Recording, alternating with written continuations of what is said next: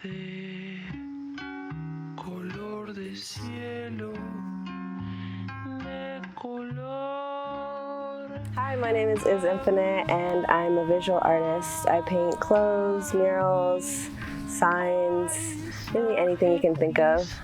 I've been doing art since I can remember, since the memory started of coming to Earth.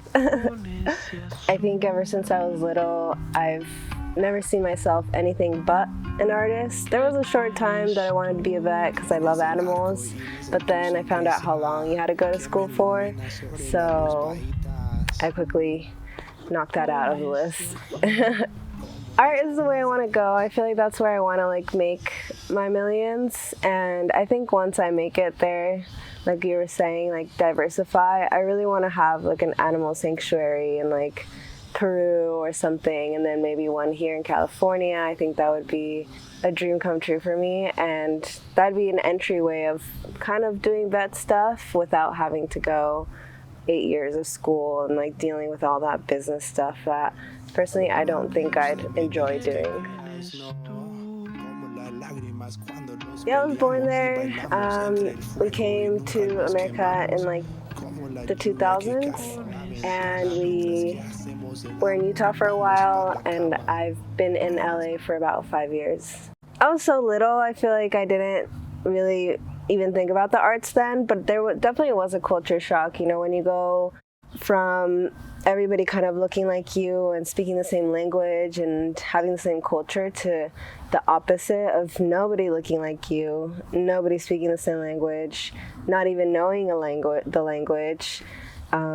It is very shocking, I think, and I never wanted to come to America. I thought Peru was the center of the universe, and I was so, just like my mom, she loved it. We never wanted to be here, but the universe takes you places you don't want sometimes, and I think it made sense.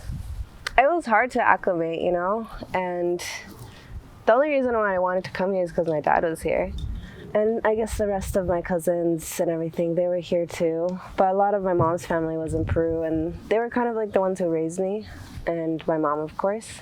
But yeah, Utah I didn't know what to expect. I was obviously a little kid. I was 5 years old. I was just happy to see my dad, but I grew a very unliking to it because of its strict rules and very conservative culture, which is not too different from Peru because they're very Catholic and they're very conservative too, but I guess there's more flavor when it comes to it and the difference of both cultures. People are more warm, welcoming, and I feel in Utah, it was just very cold. Yeah, that's called a chacana, and that's a Peruvian symbol that, they call it also the Incan cross. There's not too much known about it. I think there's more speculation on it, but each corner is the month of the year, and then the middle of it is the present, the top of it is the, ethereal heavenly world, and then the bottom of it is the underworld. So that symbol is used in a lot of cultures actually. So I like to study things and make art about them and really know their history and also bring them to the present, because that's a very ancient symbol that you see in many cultures. I've mostly seen it in Peruvian culture, and that might be just because I'm Peruvian, but I made it into a neon vaporwave kind of vibe, and I feel your eyes, I put an eye in the middle of it because that's what you see the present. And I think it's really important to, be in touch with your roots and know where you came from. In the end, we all came from Earth, but certain things make you feel more connected to it, for sure. And I think a big one is culture and how people used to live, and that can not only help you with your health, I believe, but also with the understanding of who you are. Yeah, I agree. I think as long as humans are going to be alive, there's always going to be culture, and it's up to us to want to see what it's like or to ignore it and make our own culture. I think Jen Stark has definitely been one of my biggest inspirations, just because she's a woman in the industry, and like you don't see a lot of women in the industry or making like large scale pieces. And I just like love like the drip, and I was just like, for the longest time, like I wanted to do my own drip, and like I never thought that I could make money like that, but she definitely kind of opened my eyes and like of what is possible. You can describe her as like a new contemporary artist that is also inspired by Peruvian culture. She had like a Peruvian boyfriend before, and she loved like the bright colors, also like science and nature. So it's kind of a full circle. Like she's inspired by my culture, I'm inspired by her, and then we're both inspired by Peruvian culture. So yeah, it was cool. Like I did get to meet her during an interview for her studio manager position. I didn't get it, but just even meeting her just kind of made me coming to LA like worth it, you know? Like I feel like if I was in Utah, like I wouldn't be around the people that I'm around or be in that energy of always creating, because nobody really does anything there. Like it's pretty still, like go to work and come home, watch TV, go out on the weekends, which is fine, because I definitely don't think the entrepreneur life and the artist life is for everybody. It's definitely not for the faint of heart. I feel like there's been a lot of chances that I could have quit and that could have destroyed me, but you know, I didn't let it. Yeah, so be your own muse and your own inspiration. I think I've gotten to a point where like I've gotten enough inspiration from others that everything that new that I'm making, it just filters through my eyes, and I don't really have to look for too much inspiration these days. Like there's so much to look for, but also I think it's about looking within at this point. So a lot of people ask me like, oh, it's very psychedelic, or like where do you get the inspiration? It's not only from people, but I think it comes from a lot from personal experience. And there was a time like in the teens that I was distributing a certain kind of we could call it psychedelic. So you know, I was convicted for that, and I didn't go to jail or anything. I got a pretty light sentence, and I think coming from that and like learning from that, it's definitely not worth the risk of freedom and for the fast money. But from being a drug dealer to like an art dealer to selling my own art, it's definitely a different type of industry. But I think that's me coming from the light to the dark. A lot of my art has like black and white and like colors in between. So I like to explain that as like the juxtaposition of like dark and light and everything in between. So seeing the light at the end of the tunnel. And even then, like I was, you know, in college to do graphic design, and that's kind of like my safety net. I don't do that so much anymore, because I just want to put my vision out to the world. And I love helping people, but you know, you do it for a certain time that it's like, when am I going to do stuff for myself? I think I'm more ashamed of getting caught. But I don't know, I think that was maybe necessary for my journey to happen. I think it definitely makes for a cool story. Like nobody ever expects that from me. And like suddenly they become more interested when they hear about the story.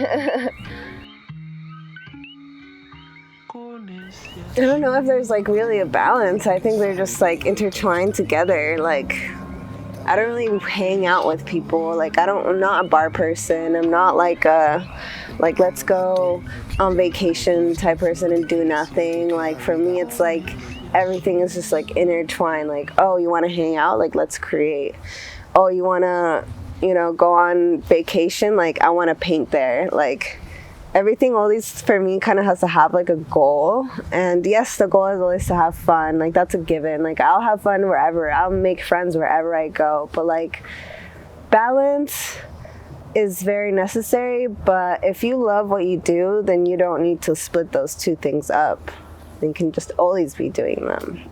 And then find people who also love doing those things and then do them together. Like if you have like a job that you love, it doesn't need to be a job. Even though it does get hard, like you can still be happy to go to it. It doesn't have to be like, oh, it's my 9 to 5, like I only get weekends. Like no, like every day is a weekend. It's like, yeah, that's how I see it at least.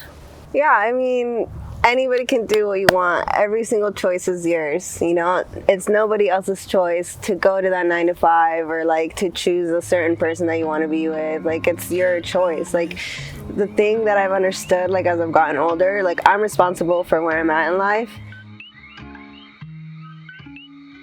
I don't know. I think it depends on who you are, right? I think it depends on, like, the biggest one that I've loved, even though it's, like, kind of sad, like, this is more, like, when I didn't have, like, this kind of style, like, I was more, very inspired by Obey or, like, Shepard Fairey, is, like, somebody messaged me, like, when I was at the gallery in Utah, and they're like, wow, like, your piece brought me to tears, and I feel like when somebody, like, you move somebody with your art like that, I've like my goal is accomplished. And I think it comes down to just like happiness and like peace is what I want people to feel with my art, and maybe inspiration, or not maybe, but for sure inspiration. Like I want people to feel inspired to like do what they've always wanted to do, because life is too short.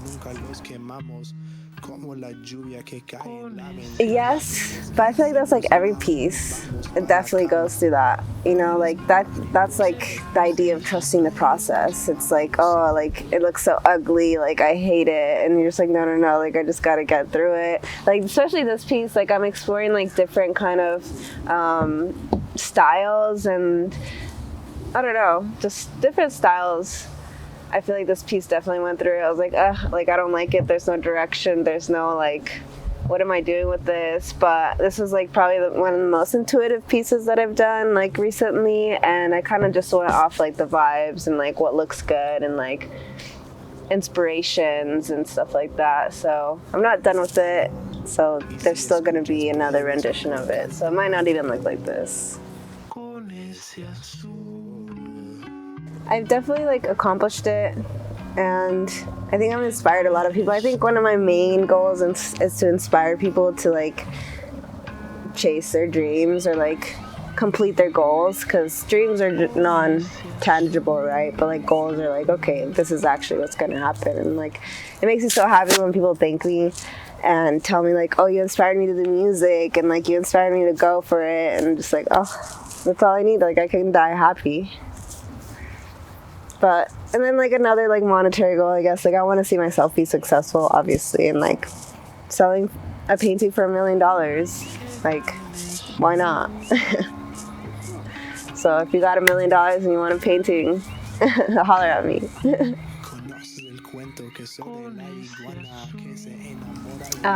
So you can definitely find me on Instagram, Izinfinite, so it's just IZ and then the word infinite. I'm doing a new piece on Melrose, so I feel like my style is very like recognizable, so you'll see it when you see it. It's on 2nd Street Vintage. There's a show thrown by Known Gallery this year in Las Vegas in November, one of the biggest shows maybe in history, group shows, and it's going to be like all types of artists, from like the people that I've looked up to since I started doing art seriously to like new people, and of course me. As of now, I don't think I'm doing any like live paintings, but if you follow me on Instagram or TikTok, like I'll definitely be sure to post a lot of the stuff there. Oh, and then Etsy. I'm on Etsy, Izinfinite with the checkers.